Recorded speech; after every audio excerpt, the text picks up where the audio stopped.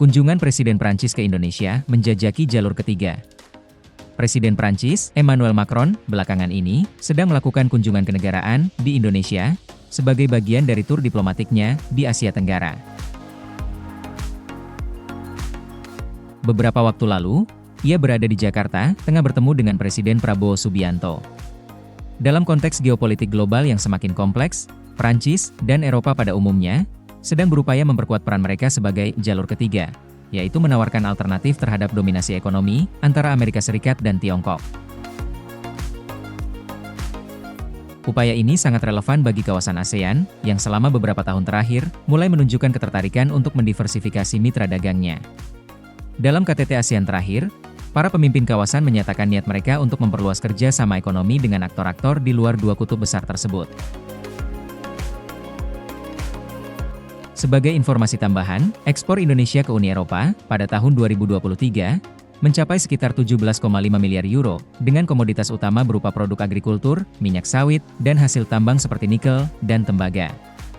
Di sisi lain, Prancis sendiri menganggap Indonesia sebagai mitra strategis di Asia karena stabilitas politik dan potensi ekonominya yang begitu besar dan menggoda, dengan lebih dari 270 juta penduduk dan pertumbuhan ekonomi yang relatif solid meskipun dalam kondisi global yang tidak pasti. Memperkuat kerja sama pertahanan. Lalu, kesepakatan seperti apa yang sedang dibidik oleh perusahaan-perusahaan Prancis dalam kunjungan ini? Salah satu fokus utama adalah peningkatan kerjasama di bidang pertahanan. Ini menjadi sangat relevan, mengingat latar belakang Presiden Prabowo sebagai mantan Jenderal dan Menteri Pertahanan Indonesia. Sebelumnya, Indonesia telah membeli jet tempur dari Rusia, namun belakangan pemerintah Indonesia memilih jet tempur Rafale dari perusahaan Prancis, Dassault Aviation, yang kemarin rontok diterkam rudal Pakistan. CEO Dassault, Eric Trappier, juga turut serta dalam delegasi Presiden Macron kali ini, dan hari ini, Emmanuel Macron secara langsung mengonfirmasi bahwa Indonesia akan melakukan pemesanan tambahan untuk jet tempur tersebut. Perjanjian pembelian Rafale pertama ditandatangani pada tahun 2022 dengan nilai mencapai 8,1 miliar US dollar untuk 42 unit Rafale. Penambahan pesanan baru ini menandai makin dalamnya hubungan strategis antara Prancis dan Indonesia di bidang pertahanan dan menjadi sinyal bahwa Indonesia juga ingin mengurangi ketergantungan terhadap pemasok senjata tradisional seperti Amerika Serikat dan Rusia.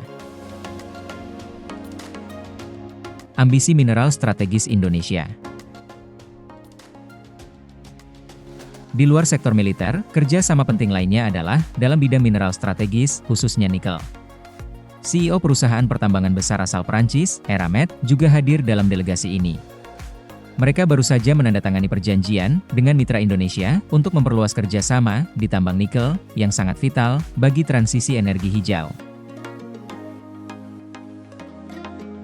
Indonesia merupakan produsen nikel terbesar di dunia, dan tambang di WDB, Halmahera, menyumbang sekitar 17% dari total produksi nikel dunia pada tahun 2023. Tambang ini dikelola sebagai usaha patungan antara BUMN Antam, perusahaan berbasis Singapura, Strand Minerals, serta perusahaan baja besar asal Tiongkok, Tsingshan. Namun, pertambangan ini tidak lepas dari kontroversi. Ada kekhawatiran besar terkait dampak ekologis terhadap hutan hujan tropis, dan kehidupan masyarakat adat di sekitarnya, termasuk beberapa komunitas yang menolak kontak dengan dunia luar. Ironisnya, upaya dunia untuk mengurangi ketergantungan pada bahan bakar fosil justru dapat mengancam keanekaragaman hayati jika tidak dikelola secara berkelanjutan. Dalam jangka menengah, potensi kerja sama Prancis-Indonesia di sektor mineral dapat menciptakan transfer teknologi dan standar keberlanjutan baru. Jika dikelola dengan tepat, Indonesia bisa menjadi pusat produksi baterai dan kendaraan listrik terbesar di Asia Tenggara, dan Prancis bisa menjadi mitra utama dalam hal teknologi dan pembiayaan. Singgah ke Borobudur.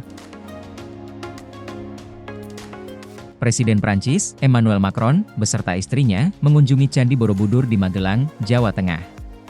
Presiden Prabowo ikut menemani Presiden Macron setelah mereka mengunjungi Akademi Militer di Magelang.